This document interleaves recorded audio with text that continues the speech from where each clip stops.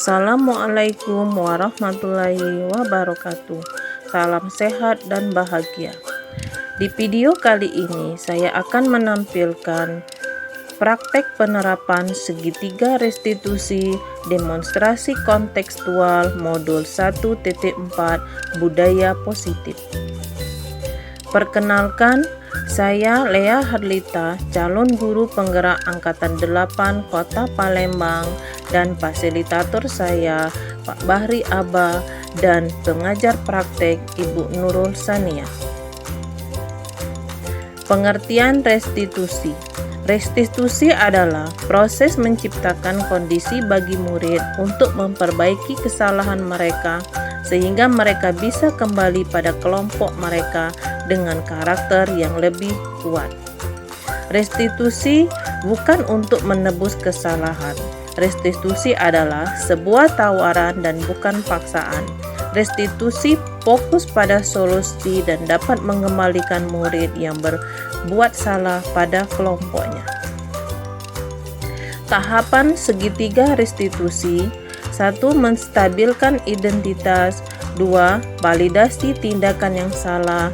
3. Menanyakan keyakinan. Kasus 1. Terlambat datang ke sekolah. Liga adalah siswa kelas 6. Sudah beberapa kali ia datang terlambat ke sekolah. Sebagai guru harus menyelesaikan masalah tersebut dengan baik menggunakan tahapan segitiga restitusi. Silakan simak video praktek segitiga restitusi kasus 1.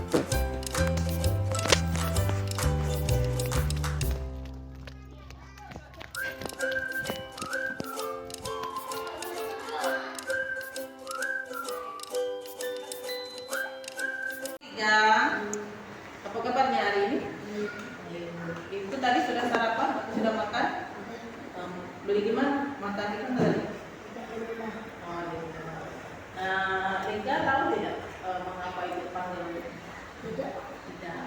Tadi berangkat ke Solehnya jam berapa? Jam 7. Jam 7. Nah, kita masuk itu jam berapa? Jam 7. Setengah 7. Jadi kalau misalnya Liga tadi datangnya jam 7, terus kita masuk setengah 7, itu telat atau tidak? Nah, sekarang aku tanya, alasan Liga telat tadi kenapa? Tidak bangun. Oh, ini bangunnya kesiangan, ya. Itu bangun kesiangan itu memang tidurnya jam berapa, Liga? Lalu Oh, jam berapa ini? jam 11. Oh, jam 11. Itu tidur jam 11 itu bikin tugas sekolah atau apa? HP. Oh, main HP. Main HP itu main game. Iya, di sini Ibu tidak mencari kesalahan, ya. Memang setiap manusia itu mempunyai kesalahan, ya. Ibu juga pernah melakukan kesalahan, misalnya ibu telat mengikuti kegiatan, itu pernah ibu lakukan, ya Liga. Tapi kita harus melakukan perubahan supaya tidak telat lagi. Kira-kira apa yang bakal Liga lakukan supaya besok-besoknya tidak telat datang ke sekolah lagi? Ayah tidak main game, terus tidurnya? Nah, tidak malam. Jadi kalau misalnya bangunnya pagi, kira-kira tidurnya jam berapa? Nah, jam setengah 8 ya. Jadi kira-kira Liga bisa tidak tidur jam setengah 8? Bisa.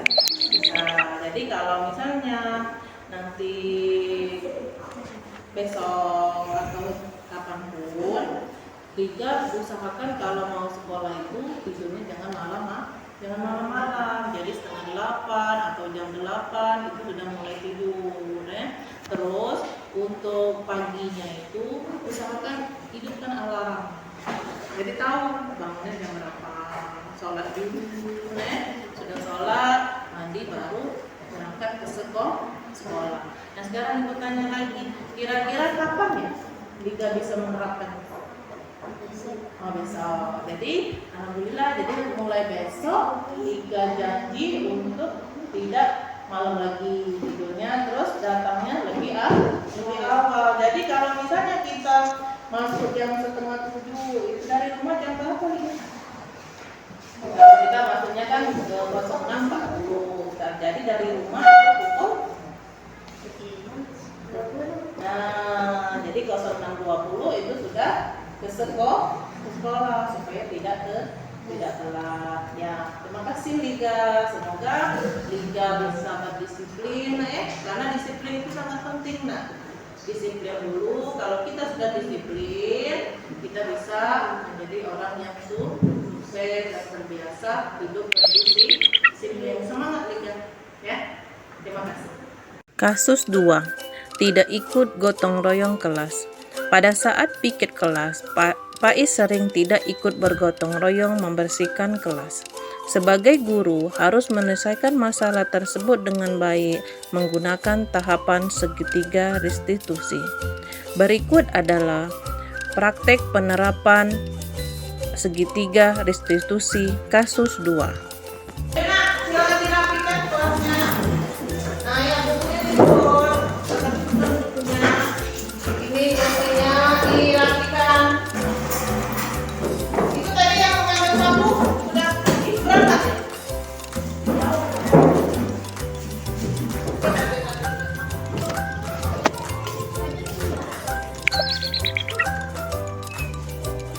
Apa nih Pak Elis? Pak Es, sudah jajan? Tadi dah? Jajan di mana tadi? Oh, pakai sushi. Beli apa tadi Pak Es? TikTok. Oh, beli TikTok. Ibu pengen nanya, Pak Es tahu tak mengapa Ibu beli apa? Tidak. Tadi Pak Es tadi duduk di sana ya. Nah, Pak Es duduk, sedangkan Ibu sama teman-teman itu lagi bergotong royong, lagi bersihkan kelas.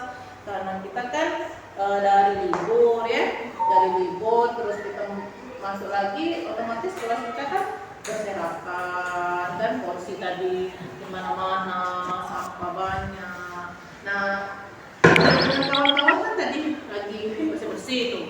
Nah, kenapa Pak Is duduk santai tadi tuh lihat di depan sini? Tahu. Hah? Tak tahu bahwa bersih-bersih. Oh, tidak tahu. Itu tadi apa belum masuk kelas? Oh, belum sempat masuk kelas. Jadi, tetapi Ibu sering dapat laporan dari kawan-kawan, katanya si Pak Is itu jarang sekali ikut gotong royong kelas atau piket kelas. Kalau dipanggil belum. Jadi sebenarnya Ibu tidak mau mencari kesalahan si Pak Is, tapi untuk kedepannya kira-kira Pak Is sekarang sudah tahu tidak kesalahan Pak Is? Tahu. Nah, kita kan kemarin sudah bikin kesepakatan kelas bahwa apa kesepakatannya? Kita harus bergotong royong. Nah, tadi yang dilakukan si Pak Is tadi sudah sesuai tidak dengan kesepakatan kelas kita? Tidak. Jadi apa yang harus Pak Is lakukan supaya bisa mengikuti kesepakatan kelas kita? Gotong royong. Nah, bergotong royong. Jadi bergotong royong contohnya apa Pak Is? Nyapu, ngepel, ya. Apa lagi? ngepel. Bersih kaca, buang sampah, ya. Nah, kira-kira kapan Pak Is bisa ikut bergotong royong bersama teman-teman?